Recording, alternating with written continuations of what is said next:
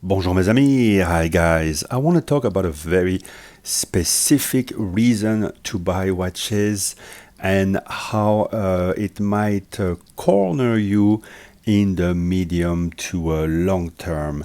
That reason is that a watch is, according to what you understand about the market, a collectible, a potential good asset. Well, you can say that any watch is a good asset, a good store of value, but more in the sense of an investment, in the sense that the watch could be expected to gain in value. And of course, we've seen many watches from the past. Neo vintage Rolex gain a lot in value, and now they've kind of plateaued.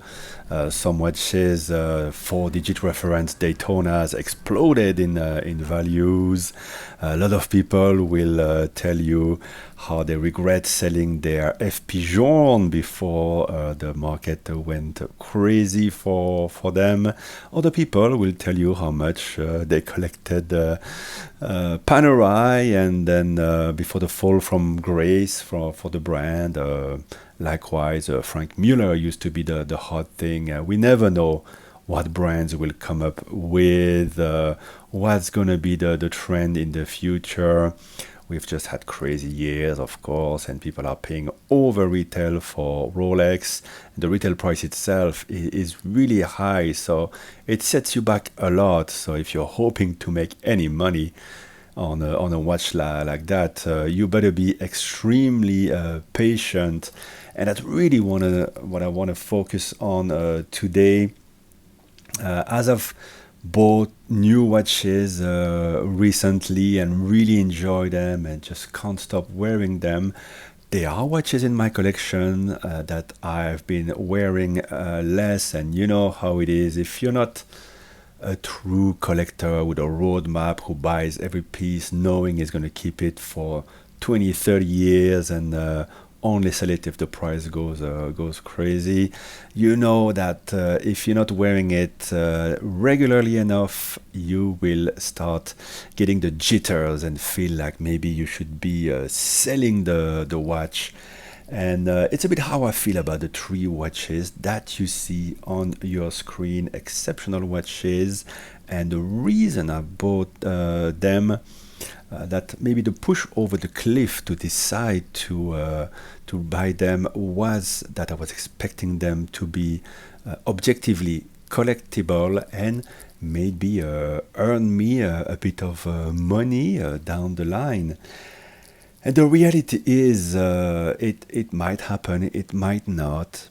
As I said, you don't know what tomorrow is made of, and most importantly, it might take years, if not decades during which you could do something else with that money.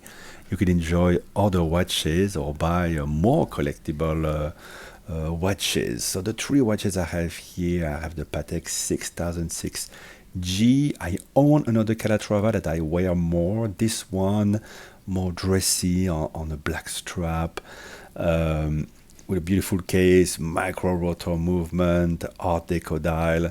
The original one, the 5000, the first one of the series, was meant to be a collab with a Ferrari that didn't come to fruition. And this one was replaced by a Central Rotor 6007. So I really thought this one, okay, 3 years production, objectively very collectible, and any Patek specialist will tell you so. And so it's one of those watches that you would think now is the time to buy it. Just like you would think, oh, 10 years ago, I wish I had bought a Nautilus, or 10 years ago, I wish I had bought a Rolex Hulk. And maybe back then you would have thought that's too much money, right? And now people spend a lot more for these watches. And so this one here, the market is softer than when I bought it, so I would probably lose 10, 20, 25% on the watch. So it would be a shame to part with it. I have the full beautiful set, and part with it, maybe the next guy won't appreciate it as much, and yeah, maybe I will regret it then in the long term, right? It's one of those watches that you can act on now, but you're not going to see a return on your investment, to speak a bit crudely, right away. I've had it for 3 years, I think, and maybe I should keep it for a much longer time. It means maybe have to service it once. It means also taking the risk of damaging it if I wear it. I very much enjoy this case. It's beautiful on the wrist. But as I said, there's other watches I acquire that I enjoy wearing more. Simple as that. That I have another micro rotor. I have another watch with a similar case that's more wearable every day because it's in steel, and I have another Calatrava. So that's why I'm thinking this one is a bit of yeah, it's an asset like money in the bank, like gold in the bank. Let's say that might appreciate over time, maybe not. And yeah, as I don't really want to have too many watches, too much money in that watch asset class. I'm a bit stuck now with it, and also maybe I'm not advertising it to the right people, and that's something you should be aware of. If you put something on the internet, it might not reach the right public at the right time. Can even be the case in an auction that's not well publicized, or comes at the wrong time of the year, or the wrong year, or maybe there's other things in the auction that will grab too much attention, and yours will not be seen. Very difficult sometimes to find the right public for the watch, the right person who will enjoy the watch and get a fair price for it. So it's almost like I feel that this one I have to put it in a safety box, or somewhere where it's safe at least, and just wait it out. Just stick to the plan, the original plan. That yes, it's enjoyable on the wrist here and there, but mostly importantly, it's also collectible that I will enjoy owning. It's not really about the money, but I will enjoy owning in 20 years or in 10 years. So you have to be ready for playing the long game, sticking to the roadmap. And it can be difficult when you need the money for something else, and when you just don't want to have so much money in watches. The one that's right behind is objectively collectible Rolex, and in the modern days there's less and less of them. Rolex changes the movement a bit, but doesn't change the watch that much, like they did with the Daytona Paul Newman, as people call it, with the Explorer 2. Hardly see a difference with the previous one, and they're doing that with a few watches, just changing the movement. Maybe they do that with the Yachtmaster 2 in rose gold, for example. For this one, they only did it for 3 years. It has a beautiful proportions. It was sold at the same time, of course, at the Supercase Submariner, and it wasn't selling well. The market was not as hot as now, and people would buy the Submariner, which was cheaper and lighter on the wrist. I think and so it made this one a collectible. So when you regret not buying that GMT Master 2 15, 20 years ago, well, or the Submariner of that time, well, there you go. You have a chance with a modern version of the Sea-Dweller. This one is 40 millimeters, ceramic bezel, glide lock, the modern stuff. But it was replaced later on by a 43 millimeter, even less wearable. So this one is really objectively super cool. It's still a bit heavy, and it's all black, and it's a Rolex with all the stigma attached to it. So as a result, I don't wear it all that much, and I'm thinking, exact same as the Patek 6006. Great watch to collect, and I will want to own it in 10, 20 years. Can I commit to that?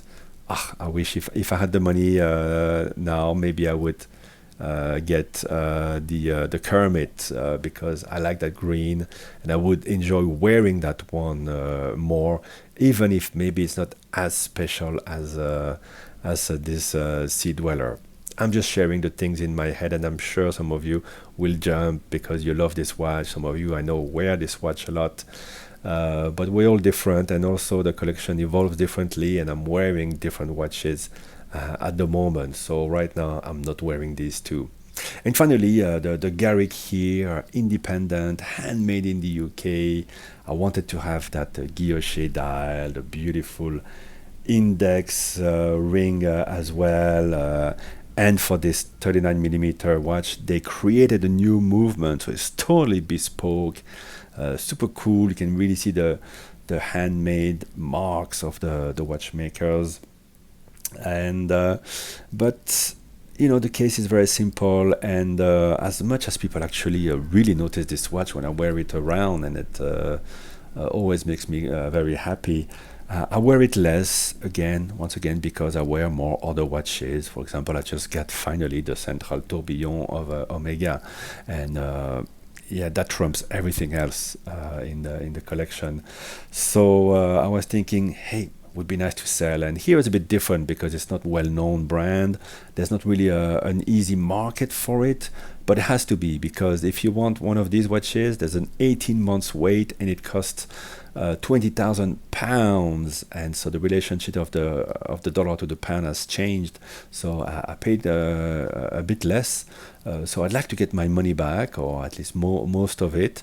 But putting it on the internet is not enough. You need to put it in front of the people who need to see it, the people who would buy the new one now and wait for more than a year to get it.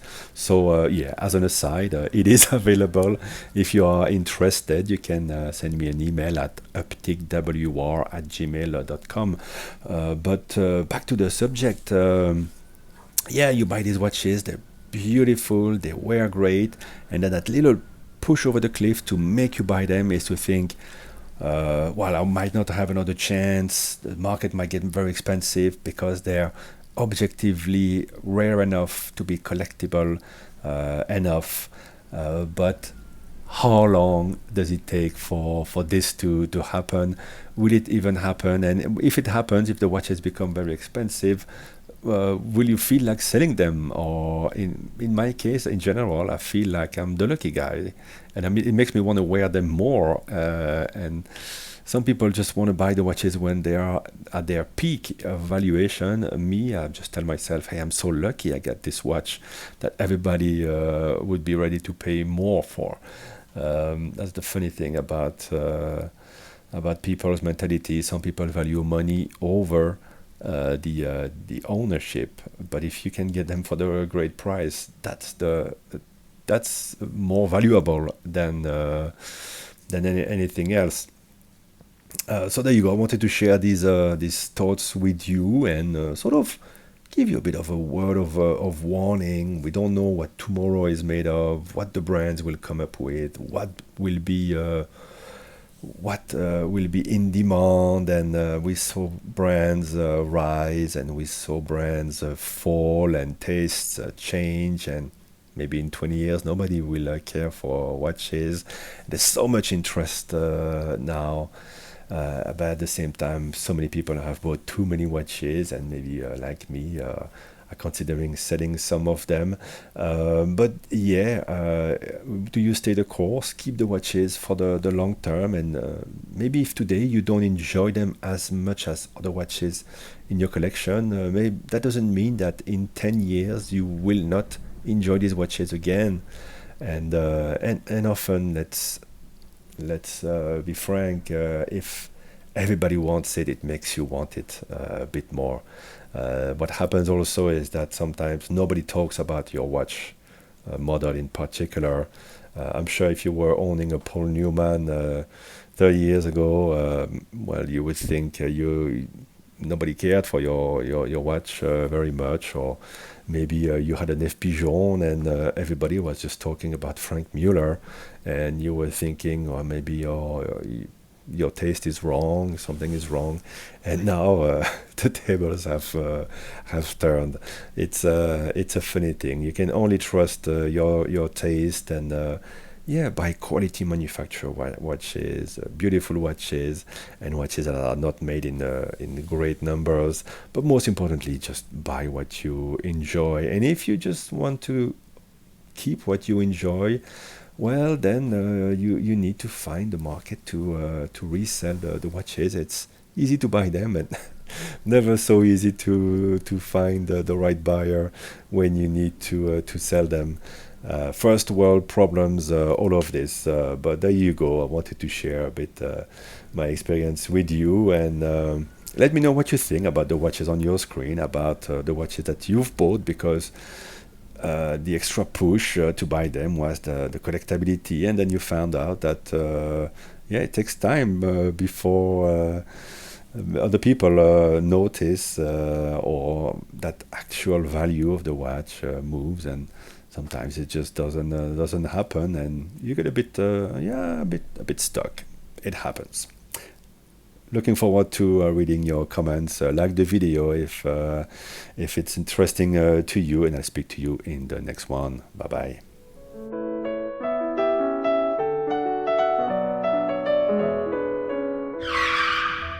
What's that on your wrist? A Seiko Alpinist? You better up your game. Swiss watch with a fancy name. You need a JLC